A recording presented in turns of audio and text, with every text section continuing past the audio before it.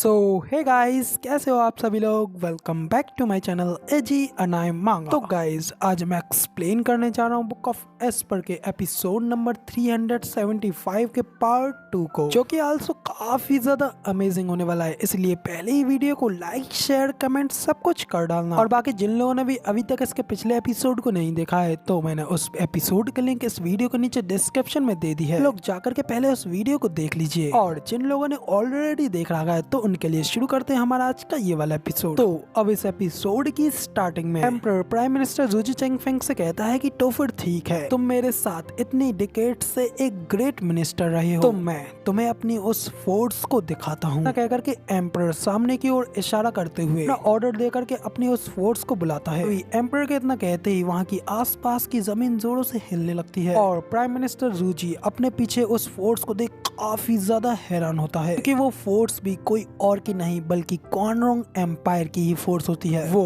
पूरी की पूरी लाखों आदमियों की आर्मी, जो कि प्राइम मिनिस्टर जूजी अपनी हेल्प के लिए सोच रहा होता है, वो भी भाई एम्परर ने प्राइम मिनिस्टर जूजी से छीन ली होती है। तो भाई देख रहे हो कितना खतरनाक खेला है एम्परर ने प्राइम मिनिस्टर जूजी के साथ। उसने न केवल एल्डर यिन और यान को उसकी साइड पे रखने का धोखा दिया, बल्कि पूरी की पूरी क्वानरोंग एम्पायर की फोर्स को उसकी साइड पे रखने का धोखा दिया है। भाई इस पूरी सीरीज में प्राइम मिनिस्टर जूजी के जितना किसी का नहीं कटा होगा। तो अब इधर इस सीन में क्वानरोंग एम्पायर के सभी एलाइट सोल्जर्स एम्परर के ऑर्डर्स पे उनके सामने आ जाते हैं, जो देख करके प्राइम मिनिस्टर जूजी के साथ खड़े सभी मिनिस्टर की और भी ज्यादा फटके चार हो जाती है। वो लोग घबराते हुए कहते हैं कि ये क्या यंग मास्टर टुओबा, लेकिन ऐसा कैसे हो सकता है। तो तभी प्राइम मिनिस्टर जूजी चेंगफेंग कहता है कि मिनिस्टर ऑफ राइट्स, इस सब चीज का कोई फायदा नहीं है। उन्होंने बहुत समय पहले ही हम लोगों को बेच दिया है, हम उनके 1 लाख लोगों से घिरे हुए हैं, साथ ही हिज मेजेस्टी के 50,000 स्ट्रॉन्गेस्ट सोल्जर्स के साथ भी। तो तभी ये सुन एम्परर भी कहता है कि हाँ बिल्कुल सही, एकदम एग्जैक्ट कहें तो ये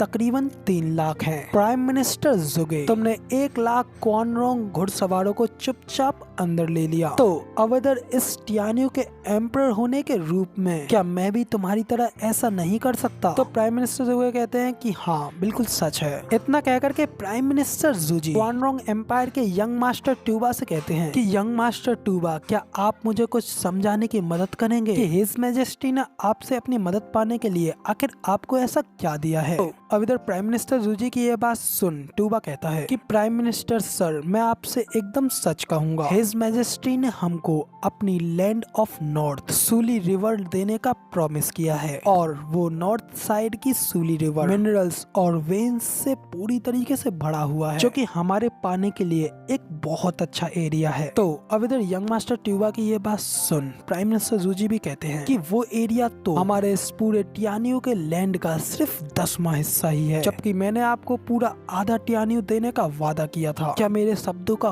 कोई मूल्य नहीं था, या कि आपको मेरे ऊपर बिल्कुल भी विश्वास नहीं है। तो अब इधर प्राइम मिनिस्टर जूजी की ये बात सुन यंग मास्टर ट्यूबा हंसते हुए कहता है कि प्राइम मिनिस्टर जूजी, कभी कभी समझौता इंटरेस्ट के ऊपर ही बेस्ड नहीं होता है, बल्कि योग्यता के ऊपर होता है। हिज मैजेस्टी हमारे सारे डिसीजंस के बारे में पहले से ही जानते थे, और आप भी तब से उनकी धुन पर ही नाच रहे थे। तो आखिर आप इस सब को पाने में सफल कैसे हो पाते, और यदि अगर आप ऐसा कर भी पाए, तो क्या एम्परर के 3 गार्डियन सेक्ट्स आपकी कोई बात सुनते। इस सब चीज का मतलब सिर्फ और सिर्फ अपने आदमी और अपने एफर्ट्स को बर्बाद करना ही होता, जबकि हिज मैजेस्टी के साथ, जो कि पहले से इन सब चीज के बारे में जानते थे, यहाँ पे इस सब कुछ को देखते हैं, और किसी भी सेक्ट के पास उनके शब्दों को अस्वीकार करने का कोई भी रास्ता नहीं होता है। इसीलिए इनके साथ जुड़ करके ही हमें एक रियल बेनिफिट हो सकता था। तो अब इधर यंग मास्टर ट्यूबा की ये सारी बातें सुन प्राइम मिनिस्टर भी कहते हैं कि मैं ये देख रहा हूँ कि आपने इस चीज को बहुत देर तक सोचा है, और अब जब मेरी ये तुच्छता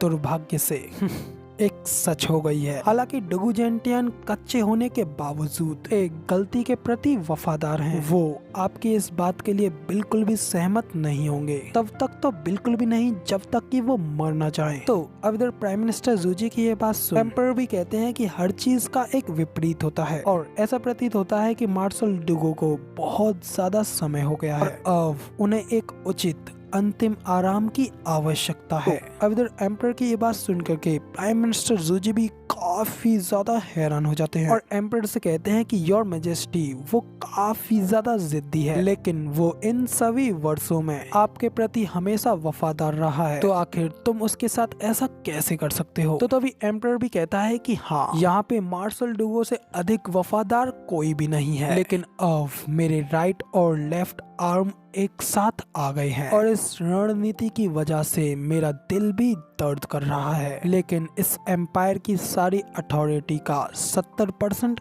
उसके पास है। उसकी आर्मी बिल्कुल अनइक्वल्ड है। तो अब इधर एम्परर की ये सारी बातें सुन करके प्राइम मिनिस्टर जूजी भी काफी ज्यादा शॉक में पड़ गए होते हैं, लेकिन फिर साथ ही वो अगले पल ही अपने शॉक से निकलने के बाद वहाँ पे अपने हाथ फैला करके जोर जोरों से हंसने लगते हैं और कहते हैं कि एक सद्गुणी व्यक्ति बाहर निकलते ही पाप कर बैठता है। इन सभी दशकों में टियानियों को प्रॉस्पेरस बनाने का हमारे सभी प्रयासों का परिणाम एक दुखद अंत के साथ चुकाया गया है और अब मैं अपने इस भाग्य को स्वीकार करता हूँ, लेकिन उस ओल्ड मैन के लिए, जैसा कि वो कहते हैं कि एक राजा के साथ रहना एक टाइगर के सामने जाने के सामान्य है। ये बिल्कुल सच है। तो अब इधर प्राइम मिनिस्टर जूजी ये सब कह ही रहे होते हैं कि तभी एम्परर यिन और यान से कहता है कि इसे पकड़ लो और इसे 9 फ्लैग प्रिजन में डाल दो। तो अब इतना कहने के बाद एम्परर फिर बाकी के बचे मिनिस्टर्स की ओर देखता है और उनकी ओर आगे जाने लगता है। तभी वो सभी मिनिस्टर्स एम्परर से माफी मांगते हुए कहते हैं कि योर मैजेस्टी, इस सब में सिर्फ और सिर्फ जुगे चेंगफेंग की ही गलती है। उसके उन टेढ़े मेढ़े शब्दों ने हमें फोर्सली इस रास्ते पर चलने पर मजबूर कर दिया था। प्लीज योर मैजेस्टी, हमारी जान बख्श दीजिए। हम ये वादा करते हैं कि हम आपके इस बड़े उपकार को कभी भी नहीं भूलेंगे। योर मैजेस्टी, हम आपसे ये विनती करते हैं कि आप अदालत में हमसे हमारे सभी कंट्रीब्यूशंस को ले लीजिए, लेकिन प्लीज हमारे इस मिसरेबल जीवन को छोड़ दीजिए। तो अब उन सभी मिनिस्टर्स की ये सारी बातें सुनने के बाद एम्परर की ओर दिखाया जाता है, जो कि एकदम इवल तरीके से उन लोगों को देखते हुए कहता है कि इस पूरे टियानियो में केवल प्राइम मिनिस्टर और मार्शल ने ही वास्तव में इस नेशन के लिए प्रयास किया है, जबकि तुम गंदी नाली के कीड़ों, तुम सिर्फ और सिर्फ अपनी ही गांड की देखभाल करते हो और अब मुझसे यहाँ पे अपनी जान की भीख मांग रहे हो। नहीं, तुम लोगों को बिल्कुल भी माफ नहीं किया जाएगा। तुम लोग अब सिर्फ और सिर्फ नर्क में जाओगे। गाइज, अब इधर एम्परर के यहाँ पे इतना कहते ही हमारा ये वाला एपिसोड यहाँ पे पूरी तरीके से कंप्लीट हो जाता है और अब इसका अगला एपिसोड आप लोगों को अगले हफ्ते ही देखने को मिलेगा। तो टाइम से जाना और हाँ, कमेंट में मुझे एक बात और बताना, यार प्राइम मिनिस्टर जूजी के साथ सही में सही हुआ कि नहीं, कि एंड वक्त पे भाई बंदा एम्परर से तो अच्छा ही लग रहा था। फिलहाल वीडियो को छोड़ने से पहले वीडियो पसंद आई तो वीडियो को लाइक कर देना, ठीक कमेंट करके जरूर बताना कि आपको हमारा ये वाला वीडियो का एक्सप्लेनेशन कैसा लगा और ऐसी ही अमेजिंग वीडियोस को देखने के लिए हमारे इस चैनल को सब्सक्राइब जरूर से कर लेना। शुक्रिया।